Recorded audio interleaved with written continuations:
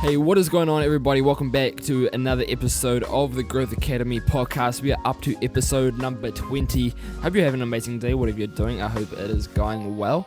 And in today's episode, what we're going to be doing is I'm going to be doing a little Q&A of some questions I've been receiving on Instagram over the past few weeks. I've done an actual Q&A on there, so some of these questions have been answered publicly on the stories, but also I've been getting some DMs about growing a clothing brand and all that sort of stuff that I haven't answered publicly. So I've got a list of 7 questions, I believe. I count that real quick. 7 questions that we're just going to bang out.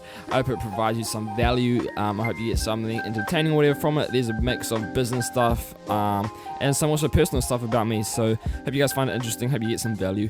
And anyway, without further ado, the first question is, do you screen print your own shirts? That's something I want to do in the future. I was going to say real long-term future, but we'll see where we go. My real goal or dream is to be able to get to a point where maybe we get our own custom-made blank shirts made from China, because that's probably the one step that we really can't do here in New Zealand. I don't know how you make your own t-shirt, the actual garment itself, right? I don't think that's really possible. It could be maybe in the future, I don't know, but it's definitely not really a thing at the moment. So the plan is to brand our own custom blank t-shirts from China, and then print them ourselves in-house. The screen printing and embroidery and everything, all the tags and everything, do it all ourselves, because what that would allow us to do is, if you don't know, one of my big dreams and big goals with Son of Man is to basically hire homeless people. And so being able to print all the stuff ourselves and being able to control as much of the production process as we can should hopefully lead to more jobs. It might save costs, I don't know. That's not really the goal with it. It's not really a cost-saving plan. It's more of a providing more jobs sort of plan. So I love to in the future, but to answer the question, no, we don't. It's too expensive to set up. And I probably don't really have room for it at the moment. So yeah, I think it's just not worth investment at the moment. We've got other things to worry about. At the moment, it's much cheaper just to get someone else to do it for us and let the professionals do it.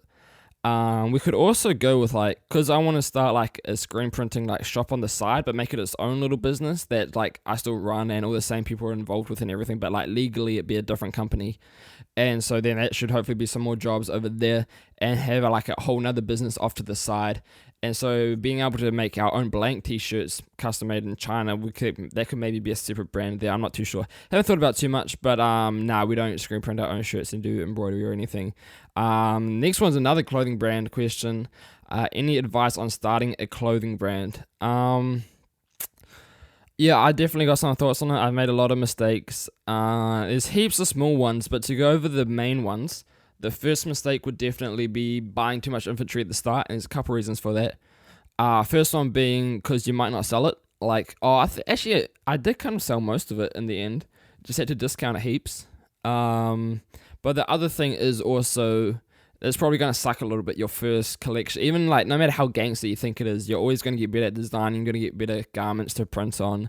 You're going to learn more about all sorts of things, designing, even just the way you market it. When you first start, it's probably going to suck a little bit, and that's at least that's my experience. My first collection, it was fine, it was whatever. I learned a lot, and I think the second collection is a lot better. But even in the future, even my second collection now, which is our main one, it's going to be average compared to the stuff we're releasing in the next few years, hopefully. I should hopefully get better. That's the plan. So the first tip would be, don't buy too much inventory, literally. I'd only buy it's hard. Okay, I'll go on to the next tip and it'll make more sense. My next tip will probably be start with just hoodies. And because depending on where you get them made and how you do it, it's pretty expensive because there's so many costs. I won't go into detail, but you got to basically for every single color, that's another print that they have to do. And that's another screen they have to set up, which comes with all their own costs. All the embroidery has their own setup fees and everything. And so it can get expensive pretty quick. So I'd limit the design amount to just a few designs. I wouldn't make the design just your name, because that's also, if you don't have a brand and you don't have any audience to start off with, and the only design is the name of your company, no one's going to care, basically. So you have to come up. That's why our second collection's more Bible verses and got some other things like that on our t-shirts. But by far, our most popular product and our most profitable will be hoodies. So if you had to start somewhere, I'd say literally just buy hoodies. Our t-shirts aren't that profitable. We're only making $5-10. and they cost us so much money to make in bulk. Not per unit, but because we're buying so much, you have to sell a lot just to get their money back, just to make $5-10 here and there. So t-shirts to me, when you're first starting, definitely not worth it. Don't worry about that, unless you can sell them for real expensive for whatever reason that is. But for me, t-shirts I make a little bit of money here and there, but hoodies are where it's at. They've got a lot higher profit margins. You can sell them for a higher price, and people are happy to pay it because it's a hoodie, right? And it does cost more to make, but overall the margins are still higher, and they're more popular in my experience. They've been by far our most popular product. I've had to restock them a few times. Even it was on my to-do list today to order some more hoodies, just because they keep selling out, and I want to get some more colors and some more sizes. So what I would do if I was starting a clothing brand would be start with just hoodies, get maybe like absolute most 3 designs. I'd maybe even just go 2. Get only a few different colors, and just go from there. Start with Instagram, start with Facebook. If you can sell in person, that's also another good way to do it. I see a lot of stories of people like just having inventory in the back of their car and selling at like college campuses and stuff. It's just on the grind day at the start is really tough to sell to people a brand, especially because clothing is really like brand centric. I don't know what the word I'm looking for here is, but people buy based on brands. There's other stuff, I don't know, like toilet paper, that they'll buy based on straight quality or straight price depending on the consumer. But when it comes to clothing, a lot of people are really into brands. So when you have a brand new brand, it's really tough to sort of just break into making your first 100 sales or so. So that's my tips for starting a clothing brand. I might go more in depth in it. I might even make a full episode, because I could legit talk for like an hour about tips on starting a clothing brand. Next question, do you plan on releasing women's clothing? We already have women's clothing. It's probably, I'd say it's not quite as popular as the men's. The men's stuff probably sells out a little bit more. But yeah, we already do. So true. Why did I start Son of Man? Basically, here we go. Basically, originally, I felt like God put it on my heart. I was at a church conference in worship, and to be honest, I just felt like God put it on my heart to do it, and I'm kind of just rolling with it now.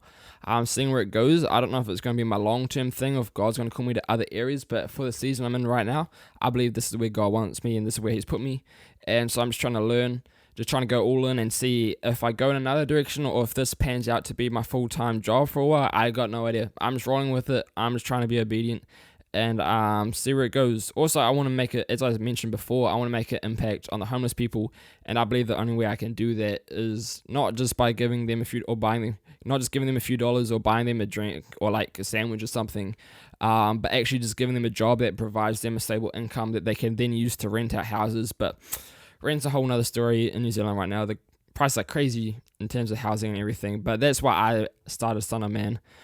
Which church do I go to? I go to Rice Church here in Wellington. We've got campuses all throughout the country, but I live in Wellington. I think that's the next question as well. Where am I from? I'm from Wellington. Live in Lowell Hut. If you know, you know. It's where to be. Nah, it's all good. Anyway, the last question is, how do I advertise Son of Man? At the moment, I'm not doing a whole lot of advertising, really. Basically, the thing, I've tried so many stuff, and I could go in depth about this. I've tried influencers. I've tried affiliate marketing. I've tried like brand ambassadors. The only thing that's really worked is probably Facebook ads when you have an audience. And so the thing with this is Facebook ads is actually really powerful, and you can target people who've been on your website. You can target people who've only people who have purchased from your website, and obviously that's a really high converting audience. If you can put ads towards people who've already purchased, then you're probably going to make a whole bunch of money. But I don't have enough purchases to be able to like do that effectively. I think we've done 54 sales, and so it's going to be less than 54 because that's sales. The amount of people who've actually bought is probably like 40, I'd guess. And so that's not enough people to target towards.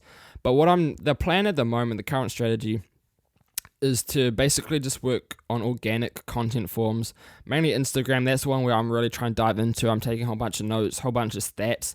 Like, you should see my Google Sheets right now. Like, I got stats on everything, the hashtags we're using. I want to soon test the time of day we're posting, the hashtag, as I said, the hashtags we use, the stories we use, the content we use, how they all get their own engagement and what leads to more reach.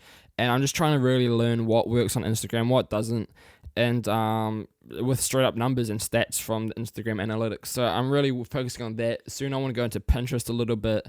Facebook's kind of man with organic. Search engine optimization I want to dive deeper into in the future.